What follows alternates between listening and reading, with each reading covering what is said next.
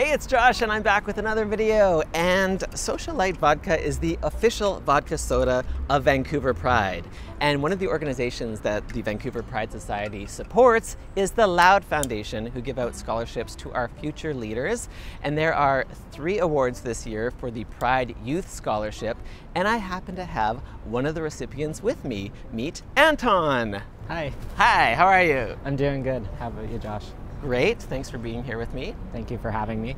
So I noticed your shirt says, "All genders die." What do you mean by that? I mean that every gender dies. It isn't just male and female, and someone can be trans and they're gonna die at the end of their life.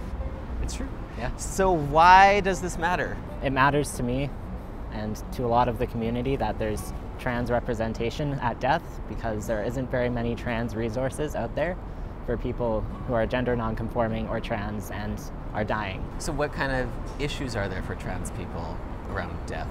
There's issues with maybe not being memorialized as the person they are, being memorialized as their dead name or the person they were before their transition. And there's also the issue with medical health care, that not all of the healthcare represents and knows about how to deal with trans people at the end of their life. So you are studying to become a funeral director and embalmer, right? That is correct. So what drew you to that? What drew me was watching my grandmother die and wondering what the heck happens afterwards, because we didn't have a funeral for her.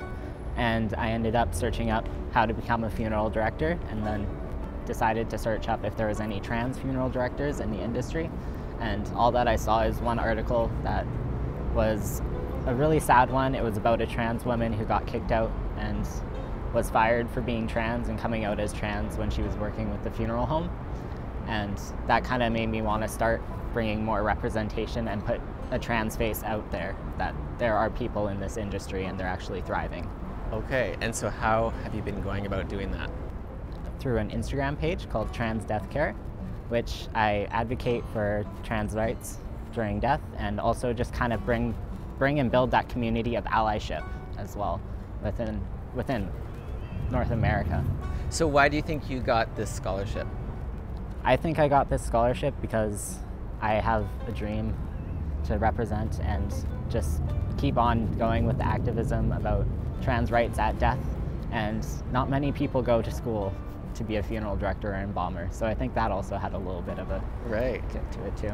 So what will you use the scholarship for? I'm going to use this scholarship to go towards my 2nd year of funeral directing, as well as I'm going to use it to take my doula certification. So I actually become a death doula.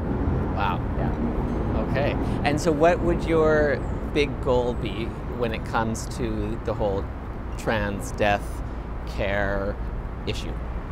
I want it to not be an issue. I want it to be an open conversation and something that there isn't any barriers for people when they go and they want to plan their loved one's last death. And like, they want to celebrate their loved one, that they have the option without it just being male or female boxes. Right.